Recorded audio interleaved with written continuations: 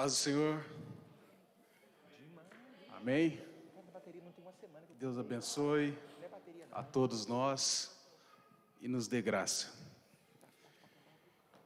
Essa semana eu estive refletindo e agonizando sobre a forma como a gente reage às situações que acontecem em nossa vida.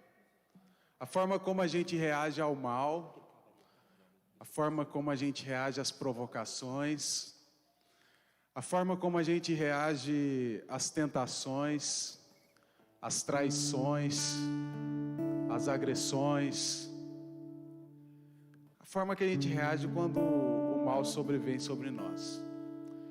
Porque talvez esse seja o momento em que o mal mais tente nos capturar, o momento em que a gente se senta mais tentado a se afastar de Deus. É nesse momento onde essas tentações acontecem.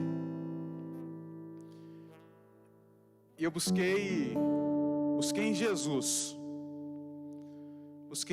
uma história sobre quando ele foi tentado, quando ele foi pro deserto, quando ele teve fome, quando ele teve sede, quando ele foi tentado. Parece que um mal sobreveio sobre ele. Eu quero convidar e pedir para quem está com a Bíblia, está com o seu celular, abrir no livro de Mateus, no Evangelho de Mateus, no capítulo 3, a gente vai ler uma história. A gente vai ler uma história de Jesus. Logo que Jesus é batizado, ele vai ser batizado por João Batista, aí no versículo 13 do capítulo 3, e a gente vai ler até o versículo 11 do capítulo 4. Diz assim a palavra. Versículo 13 do capítulo 3. Então, Jesus veio da Galiléia ao Jordão para ser batizado por João. João, porém, tentou impedi-lo, dizendo: Eu preciso ser batizado por ti e tu vens a mim? Respondeu Jesus: Deixe assim por enquanto. Convém que assim façamos para cumprir toda a justiça. E João concordou. Assim que Jesus foi batizado, saiu da água. Naquele momento, o céu se abriu e ele viu o Espírito de Deus descendo como uma pomba e pousando sobre ele. Então, uma voz dos céus disse: Este é o meu Filho amado, em quem eu me agrado.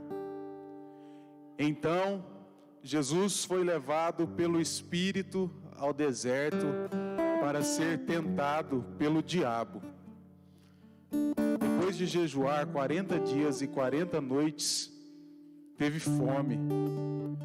O tentador aproximou-se dele e disse: Se és o Filho de Deus, manda que essas pedras se transformem em pães.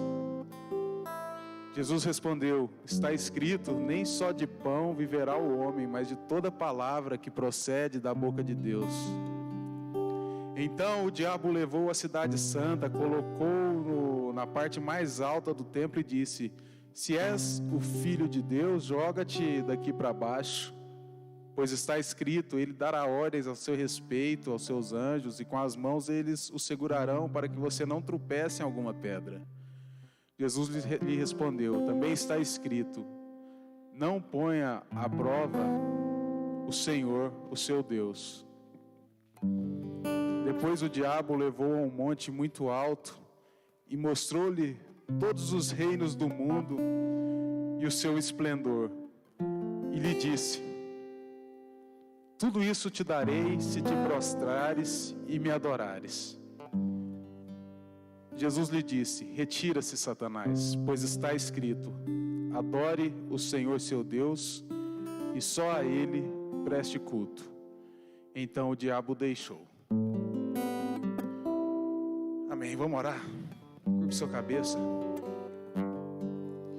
Senhor Deus e Pai de nosso Senhor Jesus Cristo, por tua misericórdia, Senhor, revela-nos a tua palavra, fale conosco, Pai.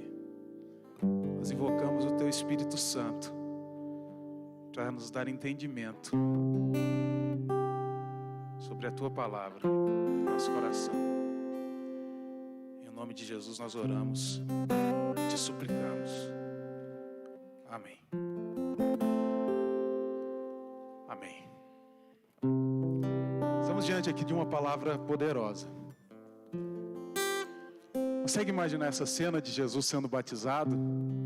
Talvez uma das partes de maior demonstração de poder. O céu se abrindo, uma voz descendo do céu, dizendo: esse é meu filho amado. Uma coisa muito sobrenatural, uma demonstração de amor e de poder de Deus. E o interessante é que logo depois que isso acontece, no capítulo 4 ele começa assim, ó: então Jesus foi levado para o deserto, pelo Espírito ao deserto, para ser tentado pelo diabo. É interessante quando a gente pensa isso, porque ninguém está livre de provações, ninguém está livre de problemas, ninguém está livre de decepções, ninguém está livre de sofrimento. Se a gente pensa que o que é bom vai durar para sempre, vai ser eterno, vai se eternizar, aqui a gente vê que não.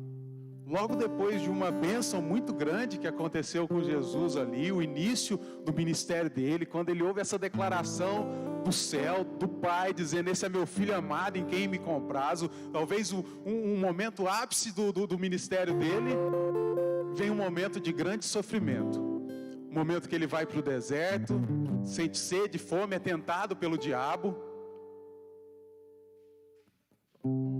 Se a gente pensa que fazendo as coisas certas, fazendo tudo da forma como tem que ser, administrando bem a nossa vida, fazendo as coisas no tempo certo, conhecendo a palavra, a gente está livre disso, a gente está enganado, porque Jesus conhecia tudo isso, fez tudo isso, era irrepreensível, sem pecado, e no entanto ele passou por isso.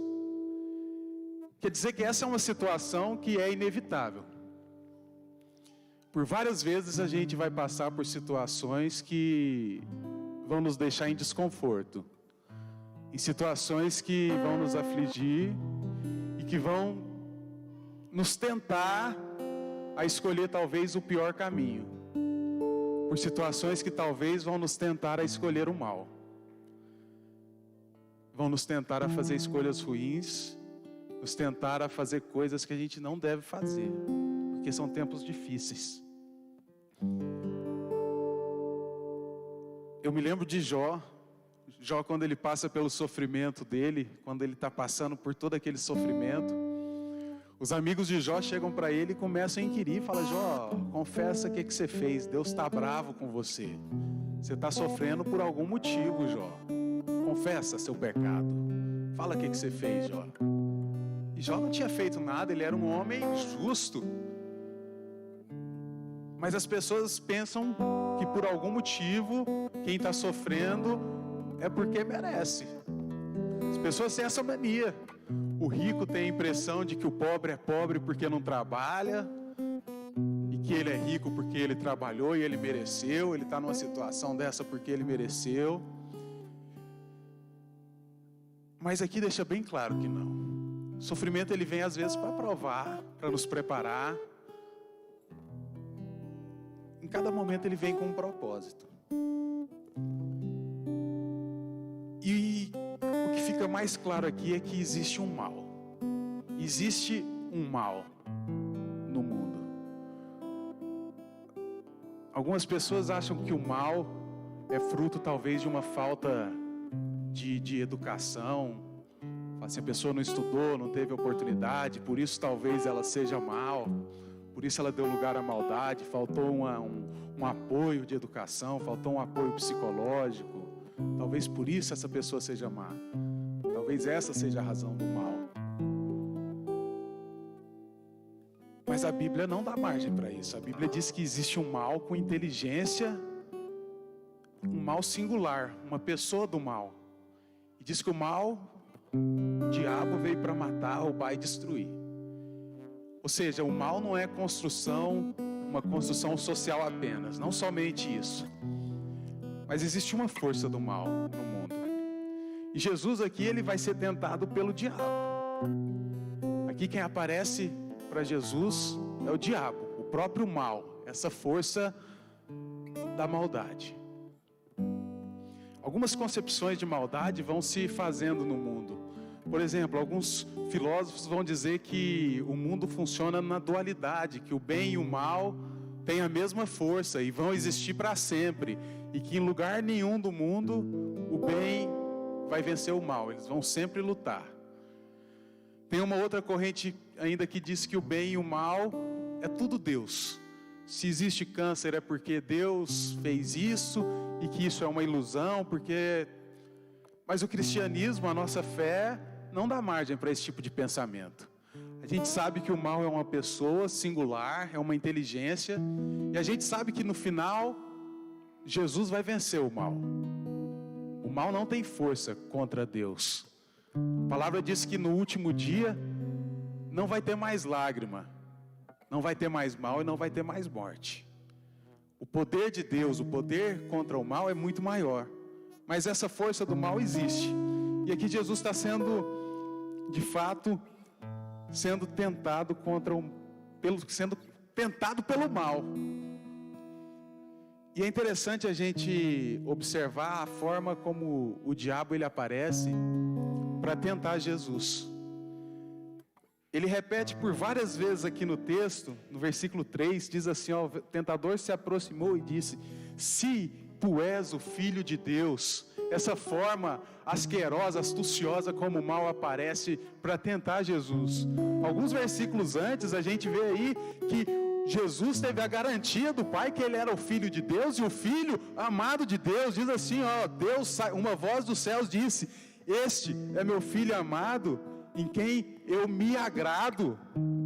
E o diabo vem tentando, ele fala: se és o Filho de Deus, tentando colocar dúvida sobre essa questão que o próprio Pai tinha afirmado sobre ele. Essa declaração de Deus aqui, ela diz assim, ó: este é meu Filho amado, em quem me agrado.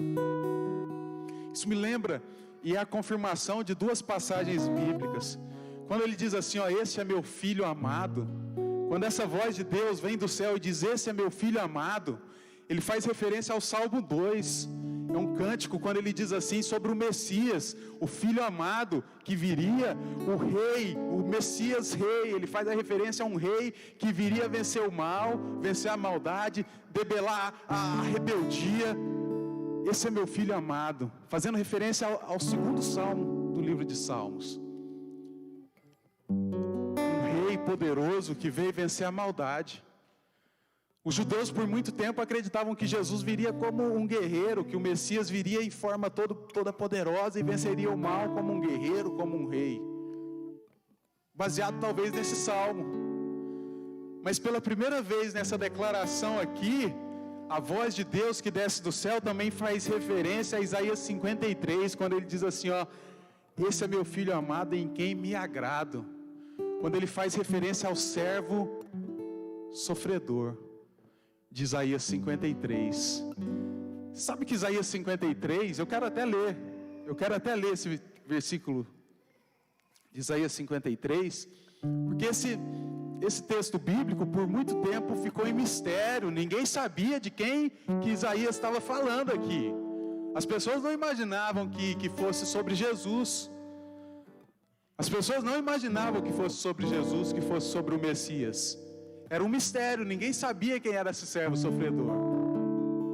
Essa foi a primeira vez nessa declaração que foi feita referência a Jesus como esse servo sofredor. Diz assim Isaías 53: Hoje a gente vai se identificar bem, porque a gente sabe, mas isso era um mistério. Ele fala assim, ó, ele não tinha qualquer beleza ou majestade que nos atraísse. Nada havia em sua aparência para que o desejássemos. Foi desprezado e rejeitado pelos homens. Um homem de dores, experimentou sofrimento, como alguém de quem os homens escondem o rosto, foi desprezado, e nós não o tínhamos em estima. Certamente Ele tomou sobre si as nossas enfermidades, e sobre si levou nossas doenças. Contudo, nós o consideramos castigado por Deus, atingido e afligido. Mas Ele foi traspassado por nossas transgressões, foi esmagado por causa de nossa iniquidade. O castigo que nos trouxe a paz estava sobre Ele, e pelas suas feridas fomos curados. Todos nós, tal qual ovelhas, nos desviamos, cada um de nós se voltou para o seu próprio caminho, e o Senhor fez cair sobre Ele a iniquidade de todos nós. Ele foi oprimido e afligido, e contudo não abriu sua boca. Como um cordeiro foi levado para o matadouro, e como uma ovelha que diante de seus tosqueadores fica calada, ele não abriu sua boca. Com julgamento opressivo ele foi levado. E quem pode falar dos seus descendentes? Pois ele foi eliminado da terra dos viventes por causa da transgressão do meu povo. Ele foi golpeado. Hoje é bem claro que a gente está falando de Jesus depois que tudo aconteceu, né? Mas isso era um mistério. E pela primeira vez em Mateus, quando Jesus é batizado, então, essa declaração é ouvida dos céus. E o diabo aparece para tentar colocar em dúvida o que o próprio Deus disse de Jesus, esse modus operandi de ataque do diabo. Se és o filho de Deus, faça isso, querendo colocar isso em xeque.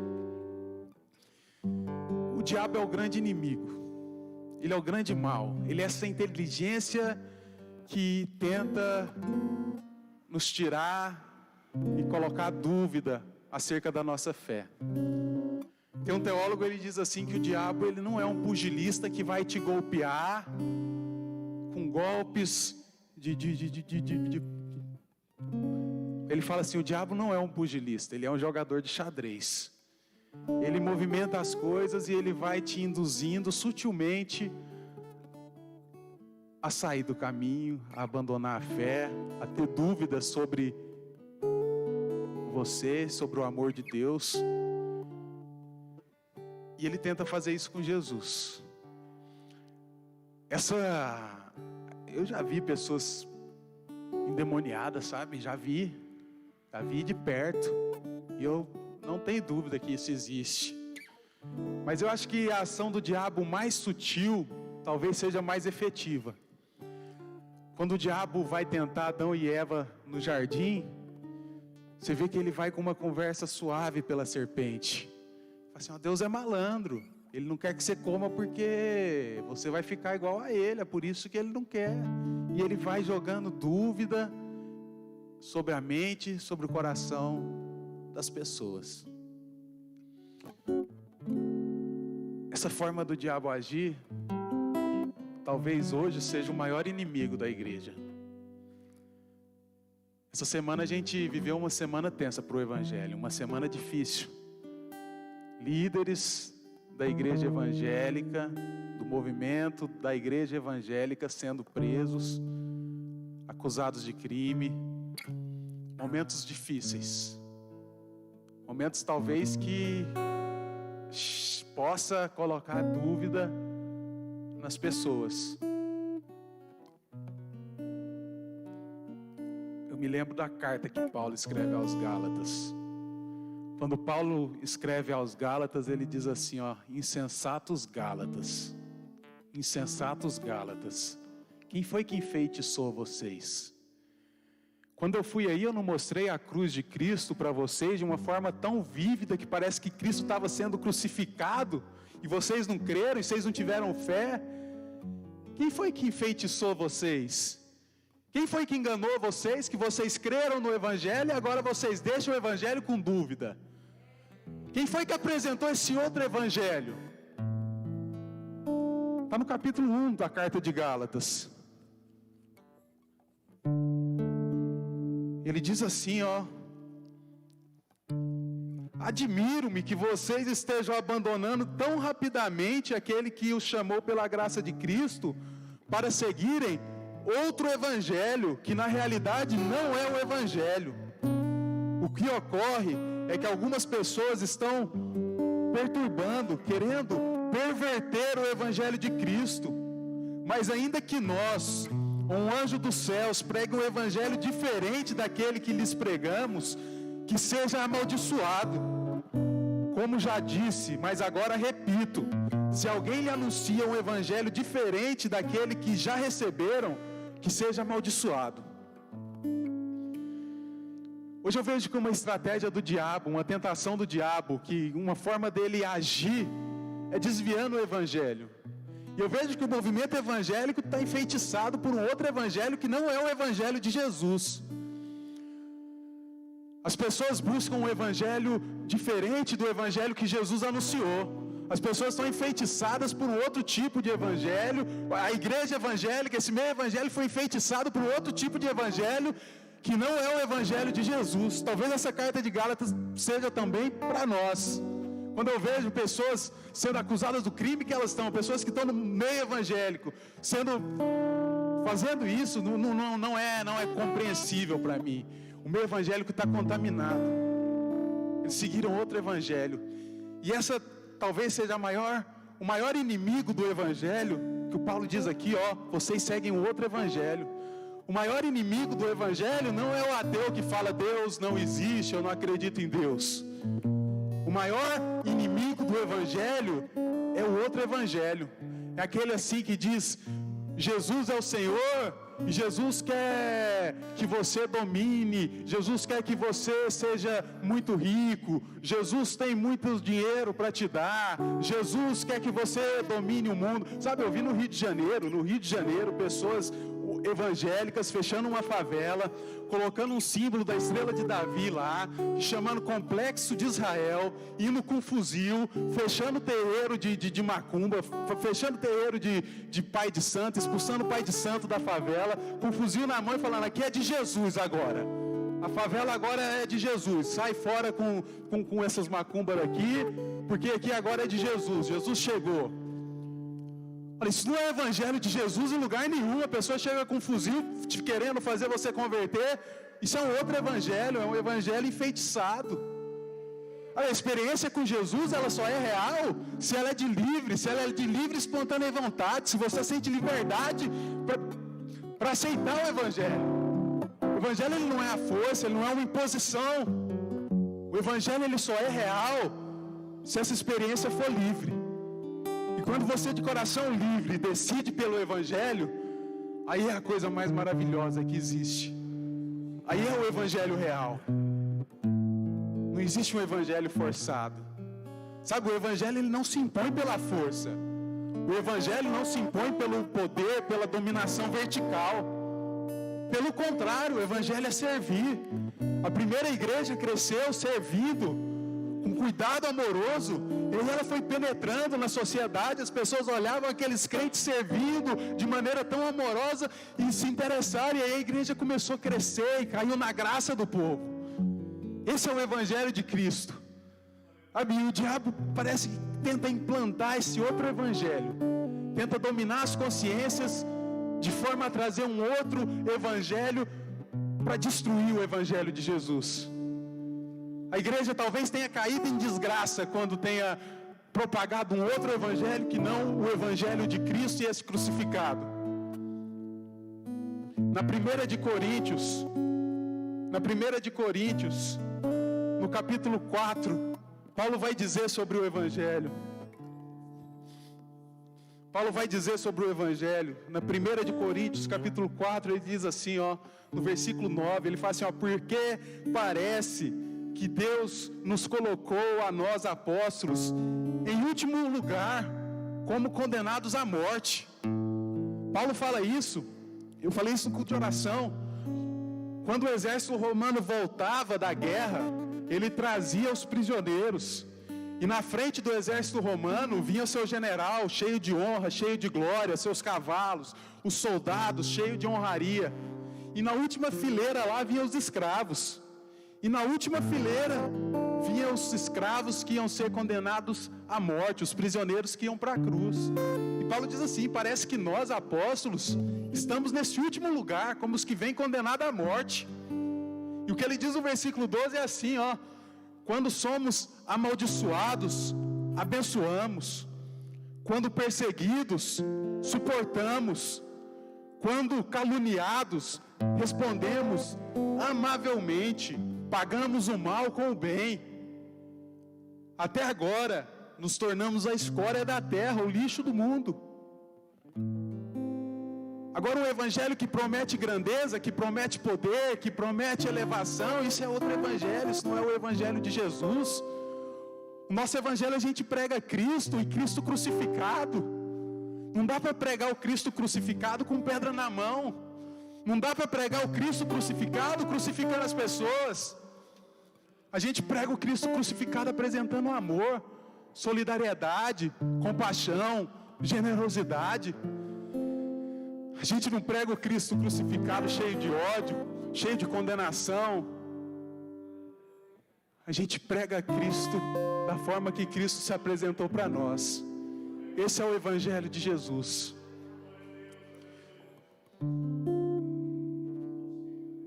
E a minha oração é tal qual o Pai Nosso. Quando Jesus nos ensina a orar, Ele fala: não nos deixeis cair em tentação, mas livrai-nos do mal, Senhor. A forma como Jesus resiste a esse ataque do diabo, o diabo por várias vezes fala assim: se tu és o Filho de Deus, se tu és o Filho de Deus. E para cada hora que o diabo faz esse ataque, tentando colocar em dúvida quem Jesus é, o amor do Pai, Jesus diz assim, ó: assim está escrito. Assim está escrito. Em cada ataque do diabo, Jesus resiste com a palavra de Deus. Isso é muito significativo.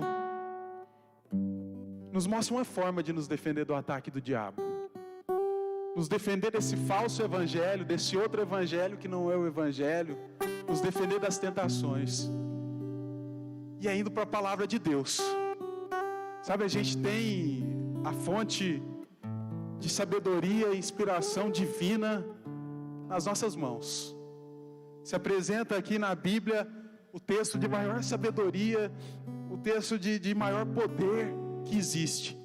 E Jesus resiste o diabo com a palavra de Deus. Por mais que o diabo também tente citar, em alguns momentos o diabo usa até a palavra, como um outro evangelho aí, talvez como o pessoal que faz de um outro evangelho, eles usam a Bíblia, a palavra diz, eles chegam a Deus, lá em Mateus, eles falam assim: em teu nome nós fizemos milagre, em teu nome expulsamos demônios. Jesus fala: não te conheço, isso é outro evangelho, isso não é o meu evangelho. Mas Jesus, ele resiste isso sempre citando a palavra. Para cada ataque que o diabo faz, Jesus usa a palavra para combater. Ele usa a palavra de Deus, ele usa a Bíblia. O diabo fala assim, ó: pede pão, Deus vai te dar, não tem que te dar. E Jesus fala: nem só de pão viverá o homem. Isso é um poder inesgotável, é uma fonte de sabedoria. Fico muito triste porque eu sei que a gente fala bem menos sobre a Bíblia do que a gente deveria falar. Talvez a gente pense na Bíblia mais quando a gente vem à igreja, talvez quando a gente sai um pouco, mas quando a vida cotidiana começa, a gente logo vai abandonando. Isso não deve acontecer. Sabe, a Bíblia tem que ser tema dos nossos assuntos em família, na mesa das refeições, nos intervalos do trabalho. A gente conversa de tanta coisa chata. Todo assunto é chato, todo assunto é ruim. A Bíblia é o único assunto que tem realmente relevante para a gente conversar. Mas assuntos de mais variados temas, fúteis e inúteis, vão tomando conta dos nossos diálogos e não gera nada. Quero fazer um desafio para a gente, que a gente possa falar mais sobre a Bíblia. Que quando a gente for conversar com alguém do trabalho, alguém da família, vamos falar sobre a Bíblia, sobre o Jesus, sobre a palavra de Deus. É assim que a gente vence a tentação, é assim que a gente vence o mal, é assim que a gente vence o sofrimento. Porque todo sofrimento, quando a gente olha para esse Jesus, que padeceu por nós, que levou sobre si as nossas dores para nos curar, todo sofrimento vira nada perante essa alegria eterna, que é o sacrifício que Jesus fez para nos trazer salvação. Essa é a nossa maior alegria, é a nossa alegria arrebatadora. O apóstolo Paulo diz assim que, lá em Filipenses 3, ele fala assim, ó, tudo que eu tinha, eu perdi tudo. Eu era um homem importante da sociedade, eu tinha diplomas. Alguns teólogos vão dizer que o apóstolo Paulo perdeu até mulher e filho. Alguns teólogos afirmam que ele era membro do Sinédrio e que para ser membro ele tinha mulher e filho. Há controvérsias nisso. Mas alguém afirma que ele perdeu até mulher e filho. Mas ele fala assim, ó, independente se isso for ou não for verdade. Ele fala assim, ó, tudo que eu perdi é como nada, porque eu ganhei a Cristo. Esse é o maior prêmio. Isso é a nossa maior alegria. E é com isso que a gente vence o mal. Porque nós não só temos a palavra de Deus, mas nós também temos o Deus da palavra, o Deus que nos deu essa palavra. Hebreus capítulo 4 diz assim que no momento da necessidade, nesse momento oportuno, quando a gente se sente triste, tentado, para a gente se achegar ao trono da graça, porque temos um sumo sacerdote, que é Jesus, que em tudo foi tentado, e que não pecou, e que Ele pode nos ajudar, e que Ele vai nos ajudar, e que Ele vai nos sustentar. A minha oração é para que a gente não caia em tentação, e que no momento em que o mal vier, que a gente, tal qual Jesus, estejamos firmes e arraigados na palavra de Deus. Que a gente tenha essa intimidade com o Senhor. Que a gente não permita que esse outro evangelho nos enfeitice como enfeitiçou Gálatas. Mas que a gente esteja firme em Cristo. E em Cristo crucificado. No evangelho genuíno de Jesus. Essa é a minha oração. Curva a sua cabeça, vamos orar.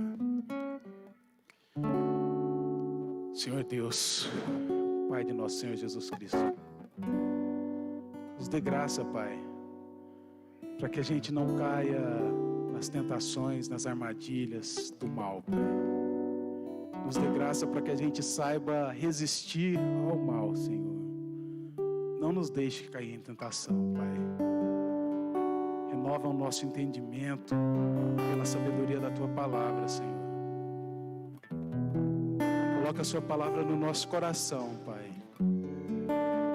Ande de mãos dadas conosco, Pai. Toma a sua igreja pela mão direita. Não nos deixe tropeçar, Senhor. O Senhor é a fonte da nossa alegria. O Senhor é a fonte da nossa justiça. Que possamos aprender com o Senhor a verdade do Evangelho. O Evangelho genuíno, Senhor. Que possamos aprender contigo, Pai, como caminhar por este mundo tortuoso e tão dominado por essas forças malignas, Senhor. E que o Senhor nos abençoe para que por onde chegarmos possamos levar a luz da Tua palavra, Senhor. Possamos ser instrumentos Teus e usar a nossa boca, a nossa voz para levar a Tua palavra, Pai. Que a Sua palavra seja assunto predominante nas nossas reuniões, nos nossos encontros, Senhor. Que a Sua palavra seja nosso guia, Pai. Em nome de Jesus eu te peço. Em nome de Jesus nós te adoramos, Senhor. Amém.